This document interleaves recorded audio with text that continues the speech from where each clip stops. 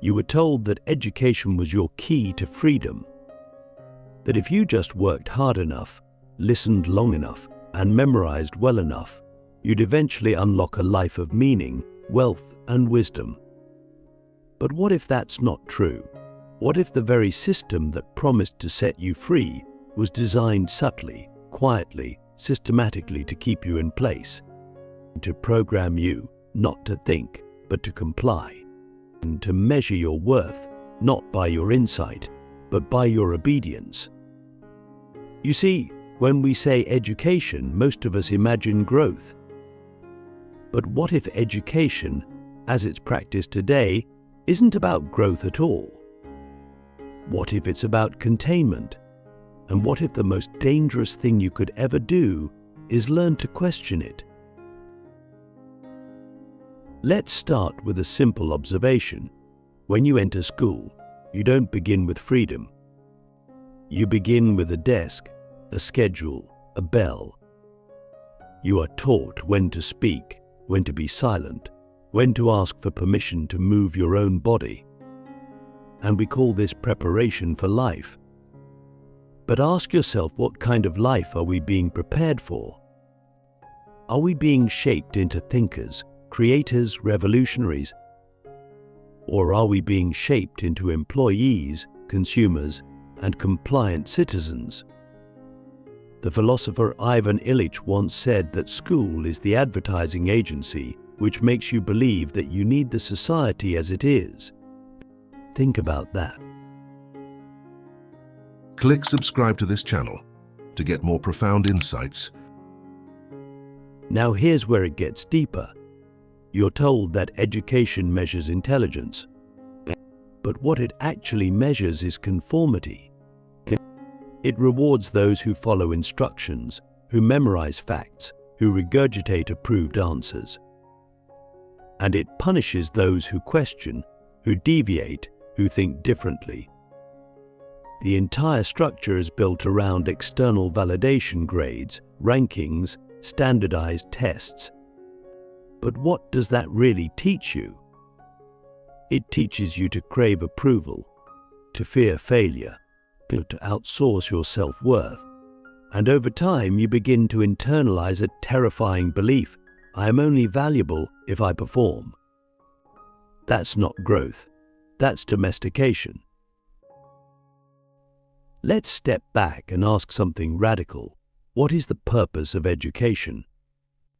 Is it to make you wise? Or is it to make you predictable? In ancient Greece, education was about paideia, the formation of character, the cultivation of the soul.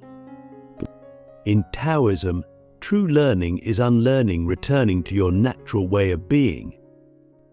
But in modern education, we are taught facts without wisdom, tasks without meaning, information without transformation. We are not taught how to question reality. We are taught how to fit into it. And here's the uncomfortable truth. A system that values obedience over originality does not produce thinkers. It produces servants. And the worst part is we don't even realize it's happening. So let me ask you something sharp. Have you ever felt like school was draining your curiosity instead of feeding it? Like it was boxing in your imagination instead of setting it on fire? That's not your fault. That's the system doing exactly what it was designed to do. Because curiosity is dangerous to control, creativity is unpredictable, and obedience is safe. That's why from a young age, we are taught to fear the red pen, and to chase the A, to be terrified of being wrong. But Socrates didn't fear being wrong. He built his entire philosophy on asking dangerous questions. Can you imagine what would happen if you brought Socrates into a modern classroom? He'd be labeled disruptive. He'd be sent to detention. He might even be expelled. Why? Because he didn't just want answers. He wanted truth. And truth, real, raw, philosophical truth, cannot be standardized into a multiple-choice test. Let's go deeper. You've probably heard the phrase knowledge is power. But have you ever asked, power for whom? Because the way knowledge is distributed in modern education isn't neutral. It's curated, structured, selective. You are not given the tools to question the system, you are given the tools to function within the system. History textbooks don't teach you to challenge authority, they teach you to memorize which authorities won. Science isn't taught as an evolving inquiry, it's taught as a set of settled facts. Philosophy, if it's taught at all, it's watered down to the safest questions. And economics, you're taught how capitalism works, not whether it should. Why? Because the system doesn't want you to think freely. It wants you to operate efficiently. Education becomes less about awakening your mind and more about formatting it. But let's be blunt. The modern school system evolved not from a desire to create enlightened citizens, but from the needs of industrial capitalism. In the 19th century, as factories rose and empires expanded, governments and corporations realized they needed a population that was literate enough to follow orders, punctual enough to meet deadlines, and docile enough to stay in line. And so they built schools that looked like factories: bells, rows, schedules, report cards. But it wasn't about growth, it was about production. And the product wasn't knowledge, it was you. Conditioned, predictable, contained. The philosopher John Taylor Gatto called this the hidden curriculum, not what schools teach explicitly, but what they train you to believe. Things like, authority knows best, follow the rules. Don't question. Your worth is measured by your performance. Sound familiar? Now here's where it gets dangerous, because we've so internalized this system that we defend it, even when it's hurting us. We shame kids who don't fit the mold. We label them underperforming, disruptive, lazy. But what if they're not broken? What if they're just awake? What if their resistance isn't failure, but a form of philosophical protest? And what about you? How much of your own self-worth is still tied to your grades, your resume, your productivity? How much of your creativity have you buried because it didn't fit the curriculum? This is the real cost. Education doesn't just shape your mind, it shapes your identity. And if you're not careful, it can steal your ability to think outside the very box it puts you in. Let's get personal. How many of you were told what you should become before you ever had the chance to discover who you are? How many of you were trained to chase careers, not callings? To fear failure more than mediocrity? To silence your intuition because it didn't align with the plan? That's not education. That's indoctrination. And the tragedy is that it's so normalized, we don't even see it. We call it success when a student memorizes enough to pass, even if they've lost all curiosity. We call it discipline when a child suppresses their emotions to follow a rule they don't understand. But what if the real success is awakening? What if the real discipline is learning to trust your own mind even when it contradicts the system? This is where philosophy becomes rebellion. Because philosophy doesn't ask, what do I need to learn to get ahead? It asks, what is the purpose of life itself? What is real? What is right? What is mine to question? It's not about answers, it's about the courage to ask. And that's exactly what the system fears. Because a population that thinks deeply is hard to control. a generation that questions everything cannot be manipulated. And that's why philosophy is often buried under mountains of busywork, standardized testing, and performative goals. Because if you started thinking too freely, too independently, you might realize something terrifying: you were never meant to fit in. You were meant to wake up. So here's the question that could change everything. What would your education look like if it were designed for your liberation, not your assimilation? Not just in school, but in life. What if you stopped thinking of learning as preparation and started seeing it as reclamation? Reclaiming your mind, your time, your curiosity, your power. When that shift happens, when you stop learning to please and start learning to awaken, everything changes. You're no longer a product of the system. You're a philosopher in the making. So now we arrive at the edge. The system has shaped you to perform, to obey, to believe that education is a ladder and your only job is to climb.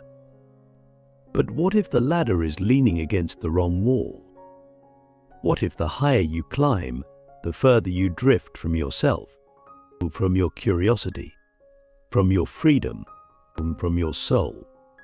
See, the real prison isn't the school building. It's the mental architecture it leaves behind.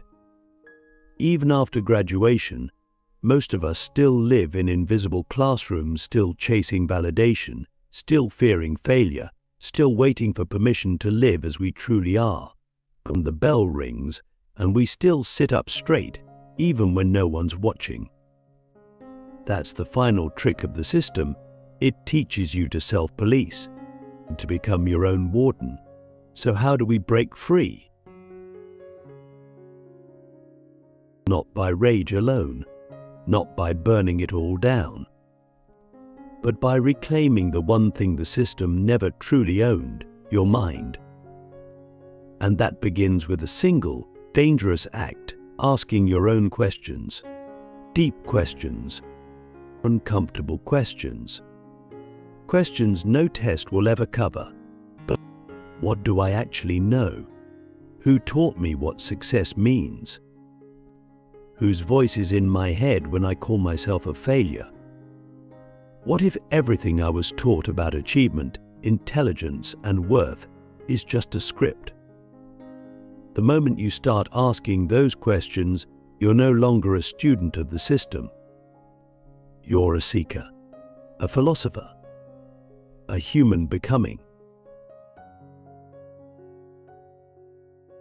But don't be fooled. Freedom isn't easy. It's not glamorous. It doesn't come with a certificate. In fact, at first, it's terrifying. Because when you step off the path they laid out for you, there's no syllabus, no bell schedule, no grades to prove you're doing it right. There's only silence, and in that silence, you'll face the rawest question of all: who am I without the story they gave me? That's not an answer you memorize. That's an answer you become, slowly, painfully, authentically. And the more you become it, the more you realize something shattering: education was never supposed to be standardized. It was supposed to be sacred. Think about it. Real education is not about facts, it's about awakening. It's the fire that makes you question reality, not just repeat it. It's the mirror that shows you your blind spots. It's the compass that leads you inward, not upward. And that kind of education, it can't be measured. It can't be graded. It can't be monetized. That's why the system doesn't give it to you. Because real learning makes you sovereign. And sovereign minds don't fit into boxes. They build their own. So how do you begin? First, deprogram. Start noticing the voices in your mind that aren't yours. the pressure to be impressive, the fear of being wrong, and the guilt of rest. These are not truths. They are installations. Second, rewild your curiosity. Let it take you places that have nothing to do with credentials or careers. Read strange books. Ask weird questions. Chase ideas that make no sense to anyone but you. Third, build your own curriculum. Not for a job, for a life. Study philosophy not to pass a test, but to understand your soul. Study nature not to get a degree, but to reconnect with the world. Study yourself not to fix, but to see.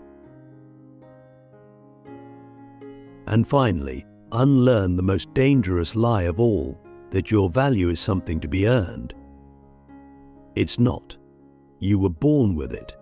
You don't need a diploma to be wise. You don't need a certification to be free. You don't need permission to wake up. But you do need courage, because the moment you step off the path they gave you, you'll feel alone. You'll be misunderstood. You'll lose the comfort of approval. But in its place, you'll gain something immeasurable, yourself. And once you have that, once you've reclaimed your own mind, you'll see the system for what it really is. Not a ladder, not a prison, but a mirror. It shows you what happens when you forget who you are.